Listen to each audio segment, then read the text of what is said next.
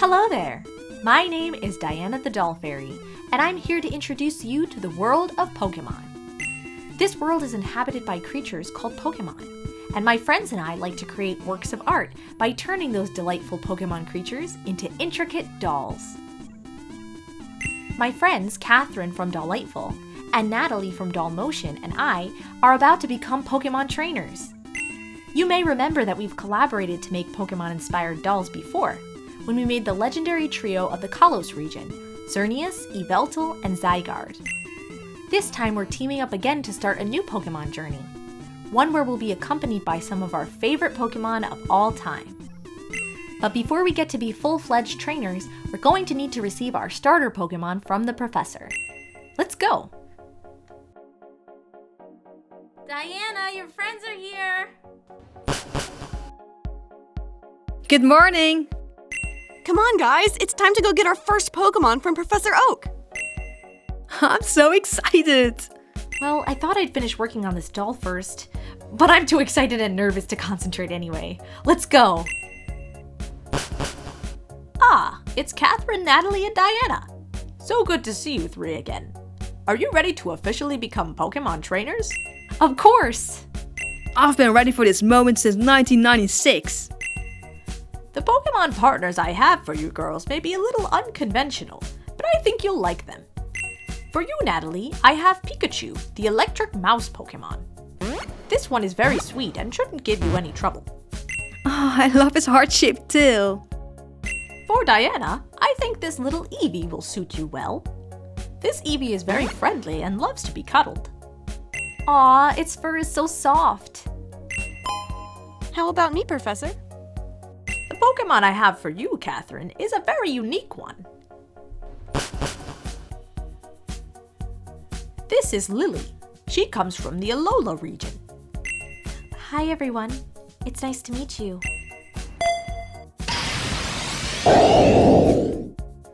Lily was able to rescue this Pokemon from a place where it was being mistreated. This is type Null. That's the only name it has. This Pokemon needs a trainer who will take good care of it and help it reach its full potential. Are you up for the challenge, Katherine? You can count on me, Professor. And with that, our Pokemon journey began. We took our first steps onto Route 1 together, wearing our brand new running shoes and equipped with our Pokedexes. Before we had gotten very far, a wild Pokemon appeared, unlike any I had ever seen before. It looks just like your Eevee, Diana, but... It's a different color. Oh my gosh, it's a shiny Eevee!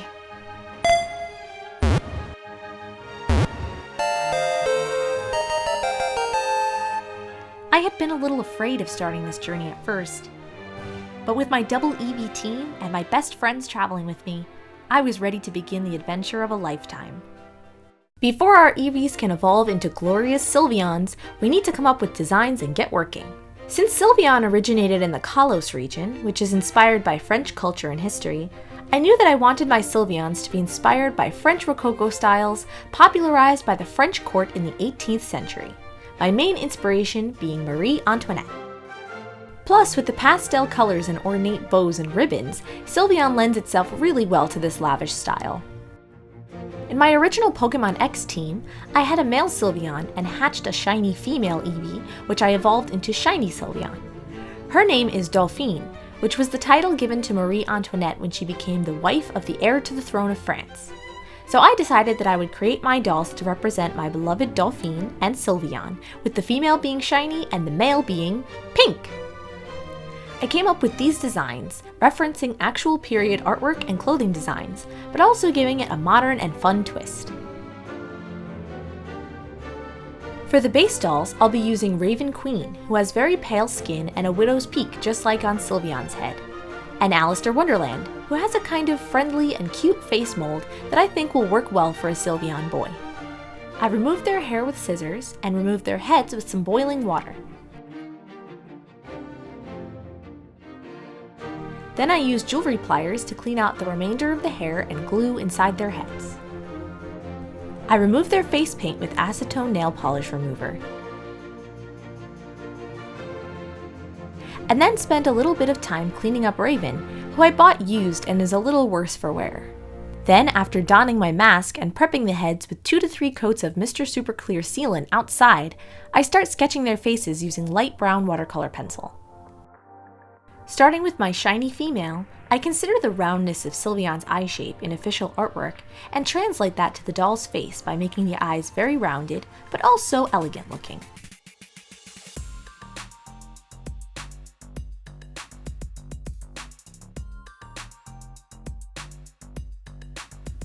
I want her to look wide-eyed and sweet, but again, she should also seem to have a sort of sophisticated and royal air about her.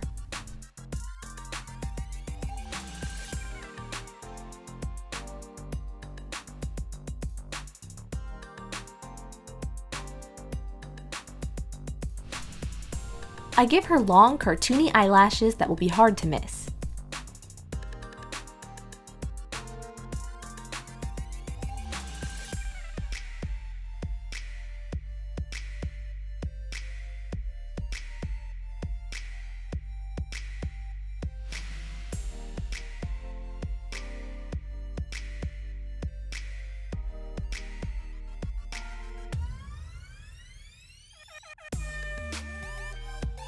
Then I start coloring in her bright pink eyes with various shades, setting down some base color. For her eyebrows, I thought it might be fun to try out a gradient, starting with pink at the inner corners of the eyebrows and tapering off into light blue, since her hair will be light blue with a few streaks of pink.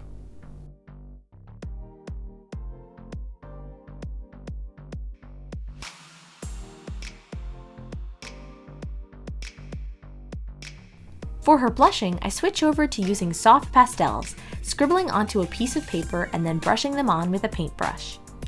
Makeup in this time period and in this style could get pretty wild, and it included a lot of white powder and rosy blush on the cheeks. Luckily, Raven is already very pale-faced to begin with, but I also brush on some white pastel all over before accenting her cheeks with a vivid rose color. Her lips will have the same deep rose hue. I also add a bit of light peachy pink to blush around her nose and eyes to add some realism and vitality to her look.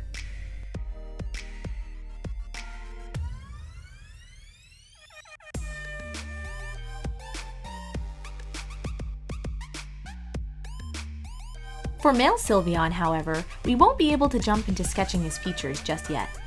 Because Alistair's skin has such a deep pink hue, we'll need to give him a few layers of white powder makeup first to help him look a little more accurate to the rococo style. His skin doesn't need to look identical to Dauphine's, but I do want to lighten it up.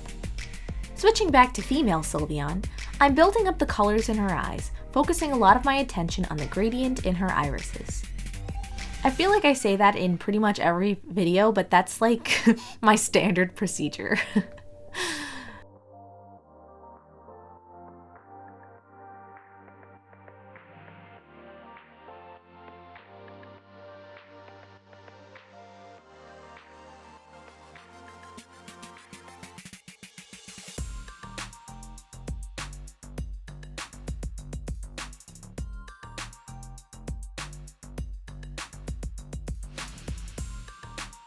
I reinforce all of the colors from the first layer and watch them become more vibrant gradually. I also go over the lash lines with some black, adding thickness and weight to the lines.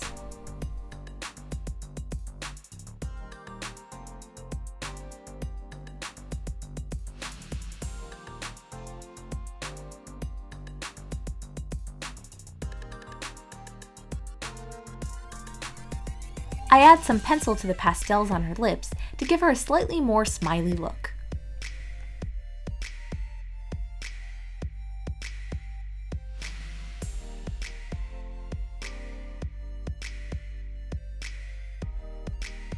Male Sylveon still needs more powder if he wants to appear fashionable, so more pastels it is for this layer.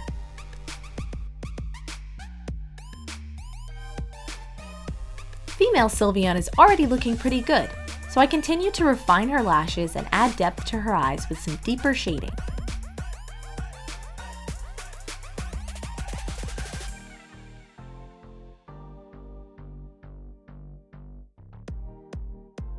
I go beyond just pinks in the eyes by using violet and even black to give them the illusion of some shadow.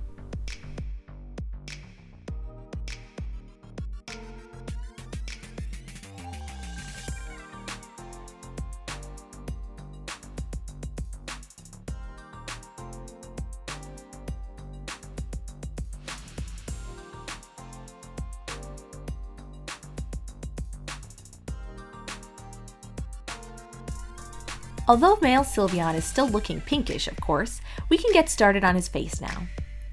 Like the female, I need his eyes to be round, large, and well, Sylveon looking. I want to make sure he still looks a little masculine though, so I tried to give him thicker and more manly eyebrows.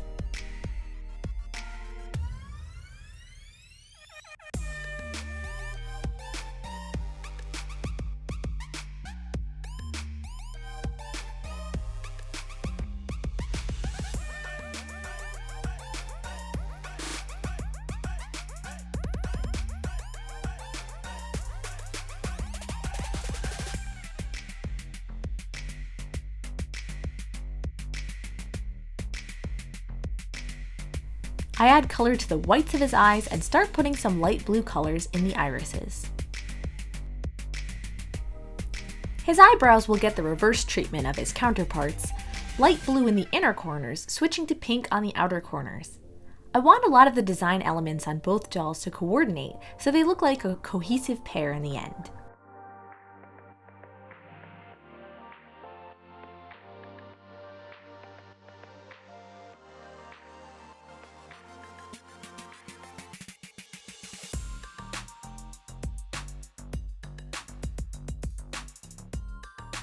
After a bit of blushing, male Sylveon needs another coat of sealant. In the meantime, we'll finish off female Sylveon. Again, I make sure to brighten the highlights,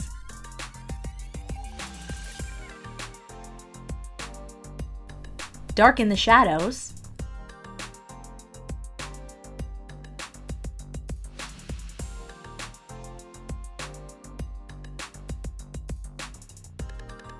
refine the lines,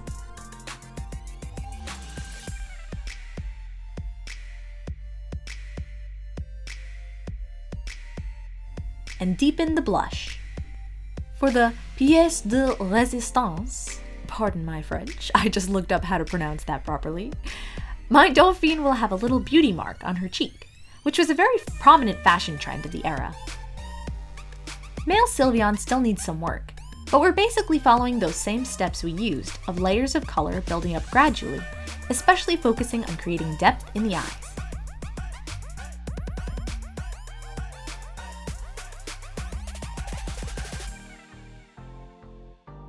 It also makes a huge difference when his eyes get outlined in some thick black lines. He also gets some elegant eyelashes, but not quite as many.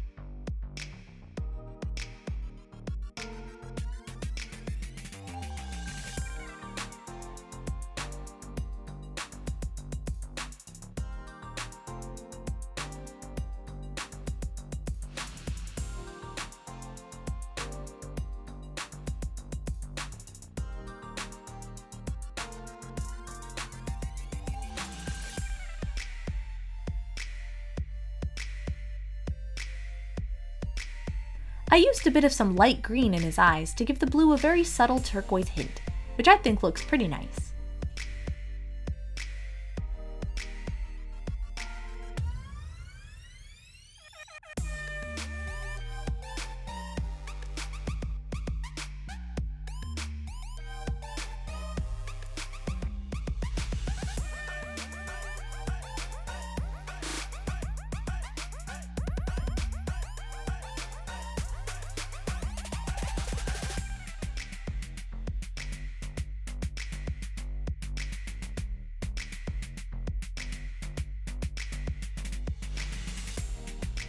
I used some white acrylic paint in the sclera of his eyes to make the white opaque and vibrant in that spot.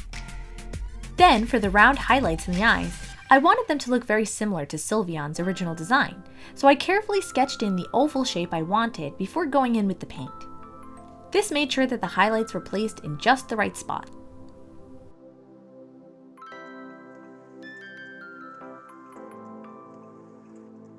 Shiny Sylveon got her highlights too.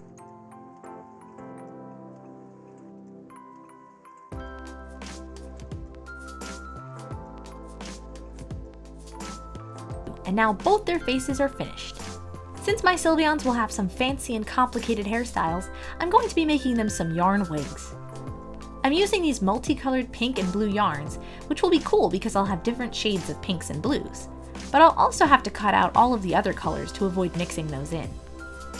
As always, Mozakito's yarn weft tutorials are the best, and I always follow those for this process of cutting the yarn pieces, looping them onto this plastic mesh,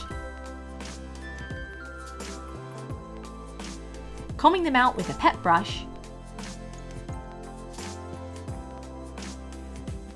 and straightening them with my flat iron.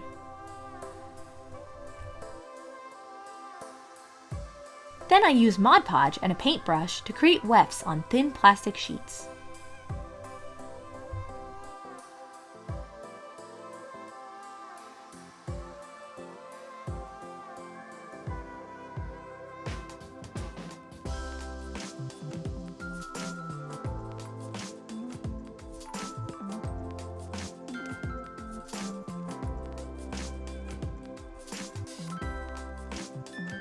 I also learned from Mozakito how to create the wig caps with knit fabric, elastic bands, and more Mod Podge.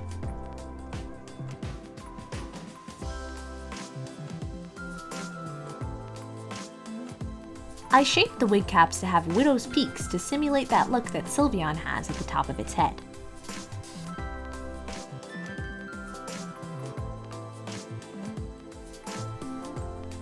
For some reason I feel like I should make the wigs last, so I'm going to switch over to making the clothing now.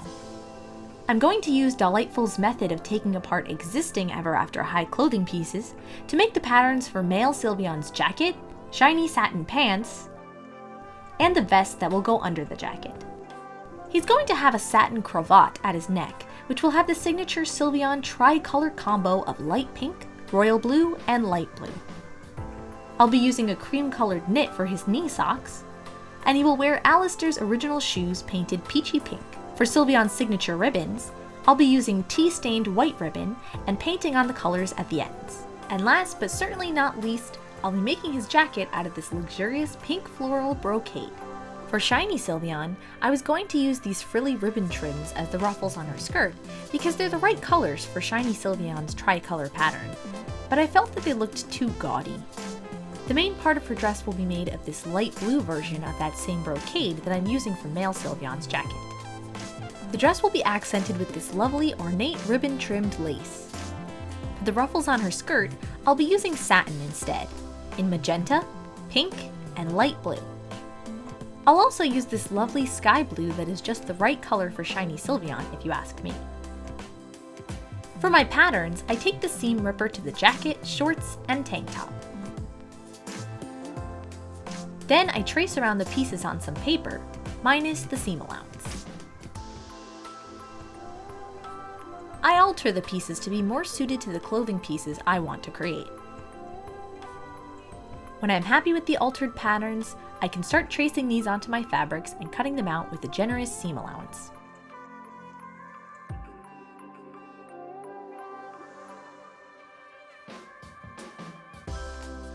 Since these fabrics are delicate satins and brocades that fray easily, I treat all of the edges with fray block before doing any sewing. This took a little while, but was an absolute must.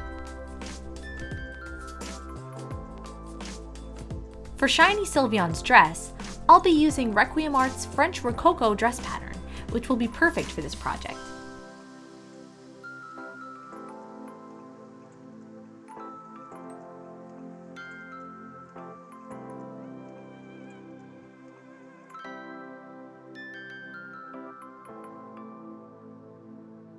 With patterns like this, it's just a matter of carefully following the instructions and it turns out beautifully.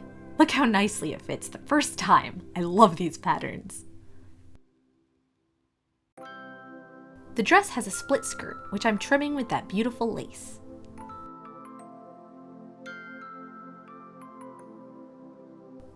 I'm also adding a more subtle lace trim around the hems on the top part of the dress. Finally, the perfect chance to go crazy with lace. For the underskirt, I'm using this shimmery off-white satin. I'm making satin ruffles in pink and blue to line the front of the underskirt and peek out between the panels of the split skirt.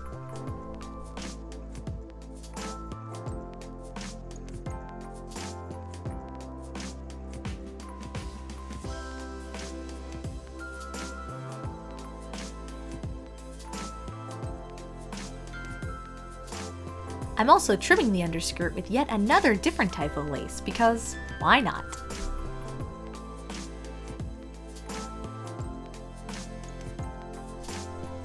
I was going to stop with 3 ruffles, but then I decided to add the sky blue as well.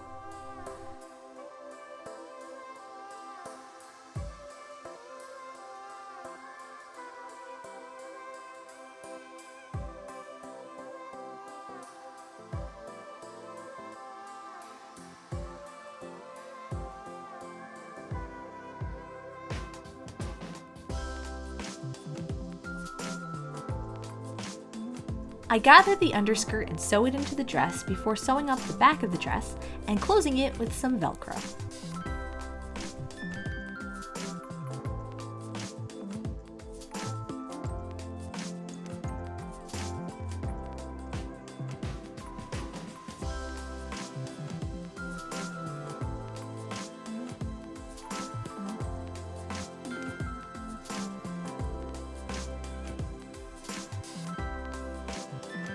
To give the sleeves some pizzazz as well as a bell sleeve look, I trim them with more of that ribbony lace.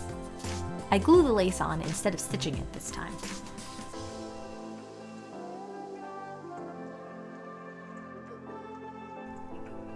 I also make a little satin choker and line it with some more lace that will later have one of her signature bows on it. Now I'll start sewing male Sylveon's clothes. I start with the vest, which is made of light pink satin.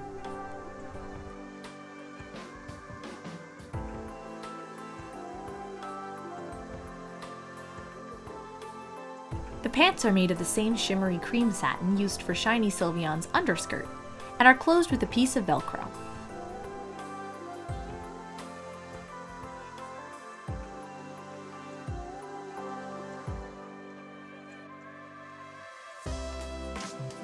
I was tempted to add lace to these, but I think that would have been a bit too much.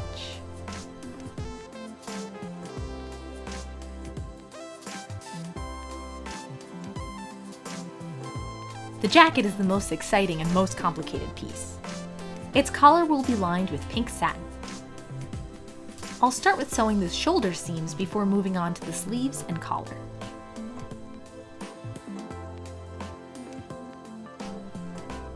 I've learned that without fray block, brocade is a nightmare to work with.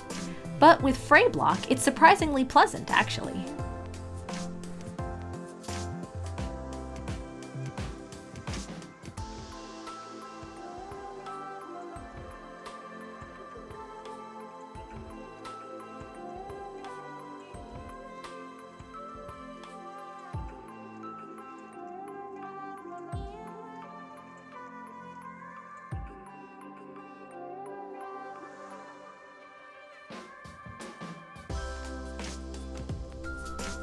After sewing up the sides of the jacket, the last thing to do is to hem the edges.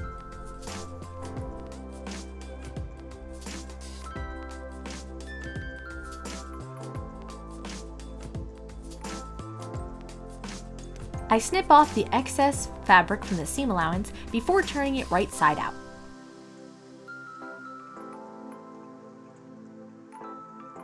I think it looks pretty snazzy. I sew up the socks for both Sylveons out of cream-colored knit fabric.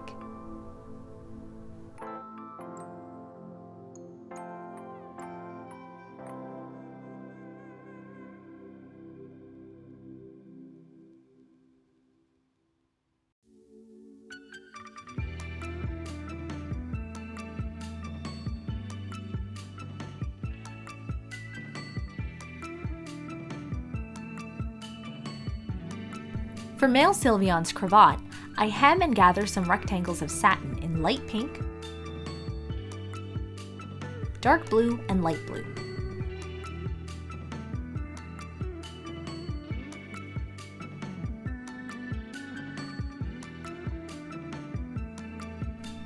We'll come back to that cravat later when we make the bow tie. Okay, now that the basic outfits are constructed, let's tackle those wigs.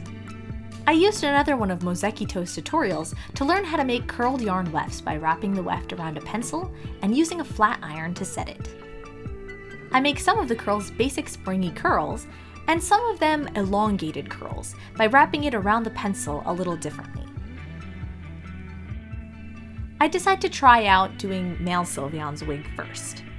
He's going to have a low side ponytail sort of draped over his left shoulder, so that's where I want to start by placing a few elegant curls. His hair will be mostly pink, but I'll include a couple of blue strands as well.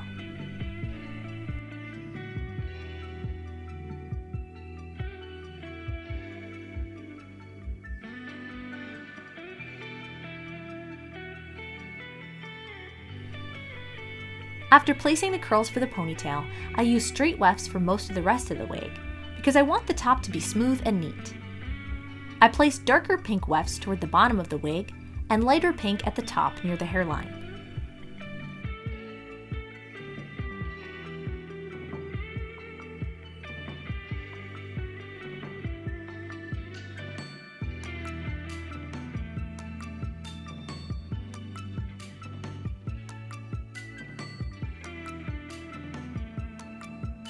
It's looking pretty crazy right now, but I think I'll be able to tame it later.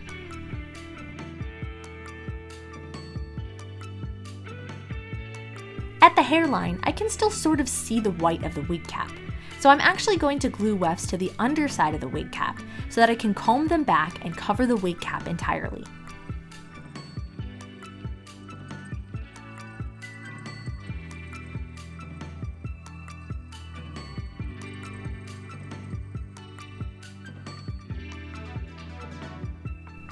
Female Sylveon will need to have some extra volume at the top of her hair according to the rococo tradition, so I'm making a little extra poof to hide under her hair using some of the extra fluff from combing out my yarn. Her hair will be almost all curls, so I curl a bunch more wefts before I start on her hairstyle.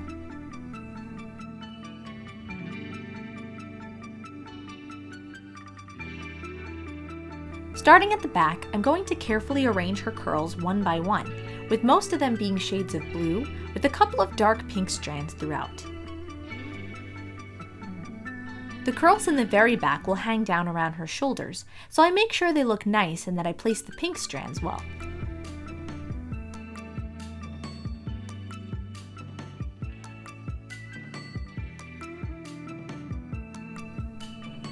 At the hairline, I'm using the more elongated curls that are straighter at the top so that I can pull the hair back more smoothly.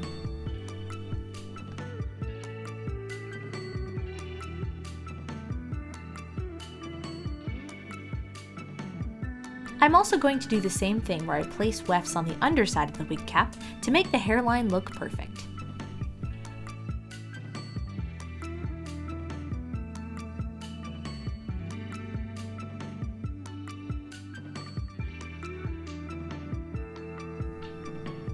For styling, at first I use some clips to put the top half of the hair into place.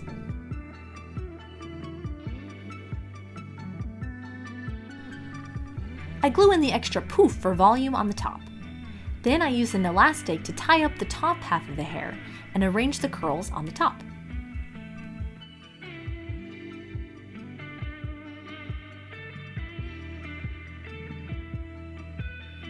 I also use a comb and a toothbrush to get male Sylveon's hair into position.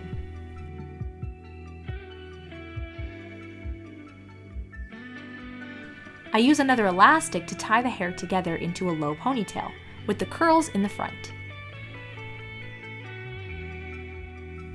I originally intended to make the ears, tails, and bows out of fabric. However, I decided it would be a lot easier and quicker to sculpt them out of polymer clay and then paint them. I use my patterns to create wire armatures and roll out 4 identical blobs of clay for each ear so that they will end up being roughly the same sizes.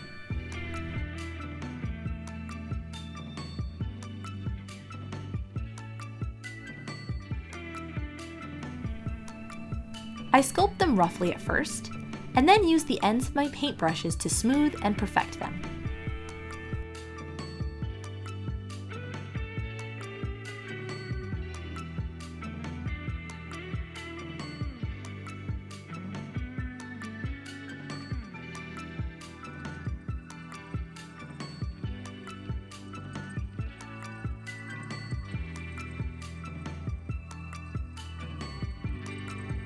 I make the bows flat on the back so that I can easily glue them on later.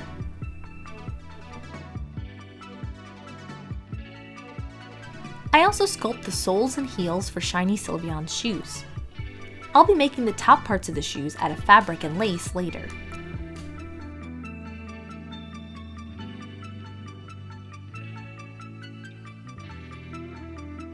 Once they're all baked, I paint them in pinks and blues.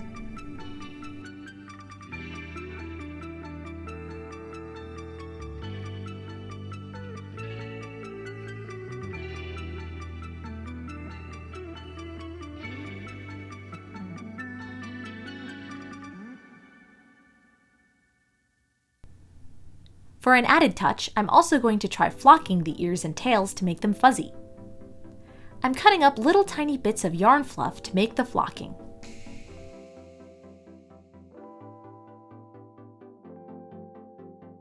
Then I brush on some glue and stick on the fluff bits.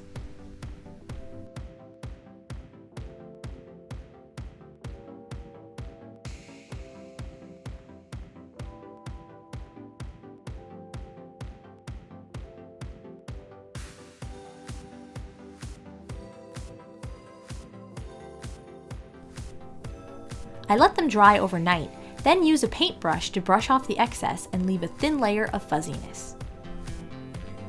I actually referred to one of Doll Motion's videos to find out how to do the flocking.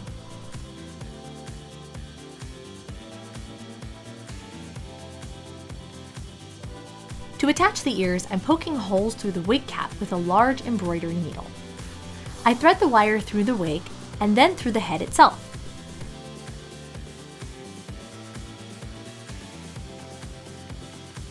This way, both the wig and the ears are securely attached to the doll.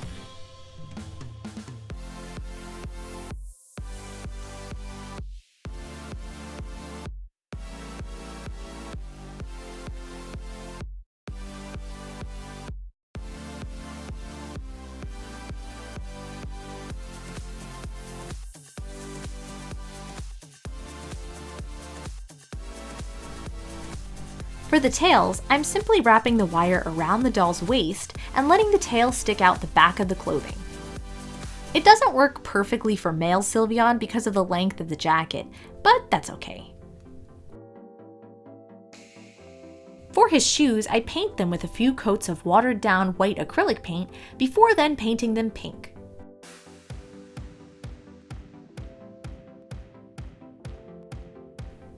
I also glued on a little piece of lace to each one to give them a little bit more pizzazz. I'm also using white to prime their hands before I paint them, blue and pink respectively, to be gloves.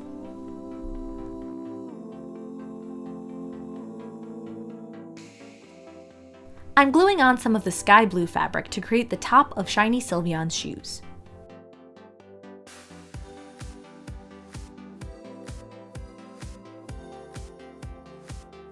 They aren't perfect on the bottom, but it doesn't bother me much. I glue on some lace and a piece of bright fuchsia ribbon to each shoe.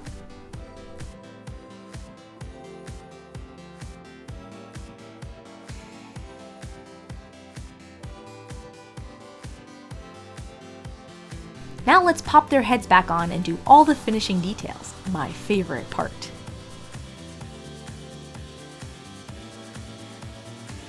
For the hair ribbons, I'm going to glue a thin piece of wire between two pieces of this tea-stained white ribbon so that they will be posable. You've seen me use this method before with my Chandelure custom and with Suicune. Then I paint Sylveon's signature colors onto the ends of the ribbons.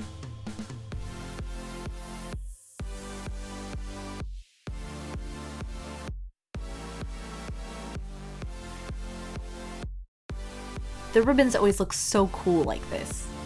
You can bend them into any shape you want and they'll just stay that way. To add some details to the vest, I trim the edges with some goldish ribbon and glue on a couple of pearl buttons.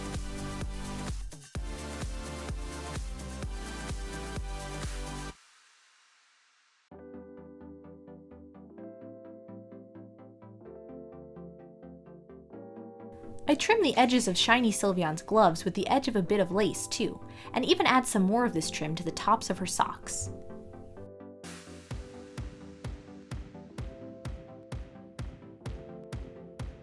She also gets some cute bows on her shoes,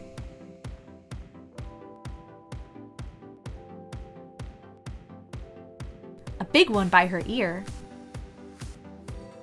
and one on the choker around her neck. Male Sylveon gets his bow and hair ribbons down here on his ponytail. And now, my Sylveons are all ready. Katherine, Nathalie, and I journeyed across the Kanto region, battling with foes, making new friends, and becoming much stronger. Our Pokémon were becoming stronger too.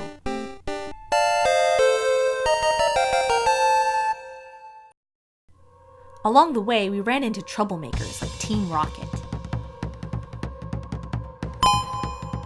You kids better stop meddling in Team Rocket's affairs! We're not going to stand by while you hurt innocent Pokémon. Yeah! We'll blast you kids into next week!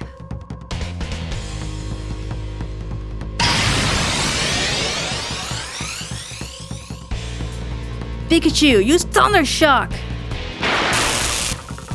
Houndoom, use Crunch! Silvally, dodge it! Counter with Crush Claw! Use Flamethrower! Quick, Sylveon, Dauphine! Combine your powers and use Moonblast to take down that Houndoom.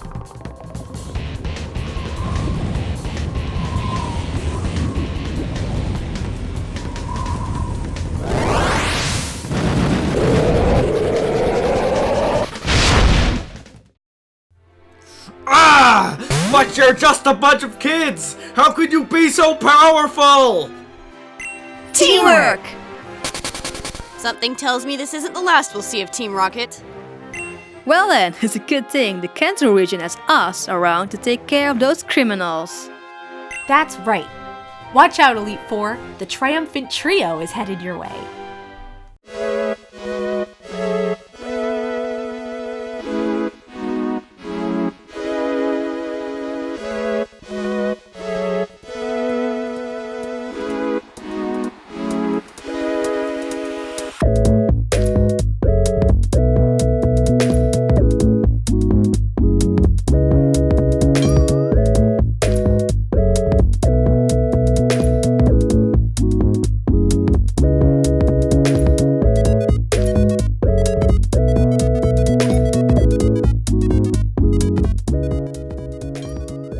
I worked so hard on this project, and I'm so proud of how it all turned out. It was so much fun to collaborate with my Pokédoll friends again. And it was cool to have the freedom to choose some of our favorite Pokémon, and even to become Pokémon trainers. Special thank you to Katherine from Dollightful for making this amazing character artwork of the three of us as trainers. I know this has already been a long video, but if you'd like to see an even more in-depth extended version, you can join me on Patreon at the wondrous Wish Granter level or above, and you'll get access to bonus videos and behind-the-scenes content, among other fun things. The link is in the description if you want to check it out.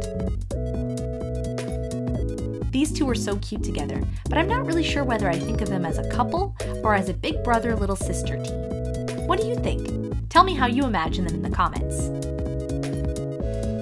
Also, the TheDollFairy merch is coming very soon, so keep an eye out by subscribing here and following me on Instagram at TheDollFairy for the latest news.